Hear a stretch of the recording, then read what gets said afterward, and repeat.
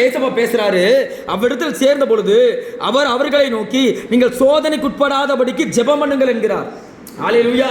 ஆமென். எத்தனை பேருக்கு புரியுது? இது எந்த இடத்துல நடக்குதுன்னா, இயேசு கிறிஸ்துவ சிலுவையில் அறைய போறாங்க. இன்னும் 1 மணி நேரம் 2 மணி நேரத்துல இயேசுவை பிடிக்க போறாங்க. அந்த பிடிக்கிற சூழ்நிலையில இயேசுவை பிடித்து கொண்டு போய் சிலுவையில் அறையிற அந்த நேரத்துல அவர் சொல்றாரு, சீசர்களை பார்த்து சொல்றாரு, நீங்க சோதனைக்குட்படாதபடி ஜெபம் பண்ணுங்கள் என்று. ஆமென். ஹல்லேலூயா. சோதனை வந்ததுக்கு அப்புறம், பிரச்சனை வந்ததுக்கு அப்புறம் ஜெபம் பண்ணுங்க சொல்ல கிடையாது. அவர் முன்னமே சொல்றாரு, நீ சோதனைக்குட்படாம ஜெபம் பண்ணுன்னு சொல்றாரு. ஹல்லேலூயா. ஆமென். தெய்வ இயேசுவை பாத்தீங்களா?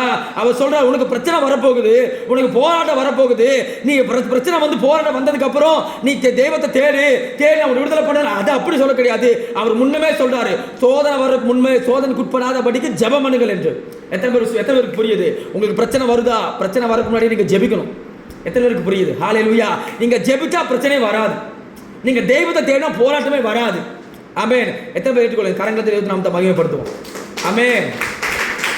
நீங்க ஜெபம் பண்ணா, நீங்க அந்நிய பாஷை பேசினா, நீங்க ஸ்தோத்திரம் பண்ணா, நீங்க ஃபயரா இருந்தா, நீங்க அக்னியா இருந்தா உங்களுக்கு எந்த பிரச்சனையும் வராது.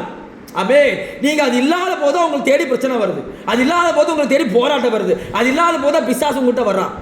ஆமென். பிசாசு உங்ககிட்ட வர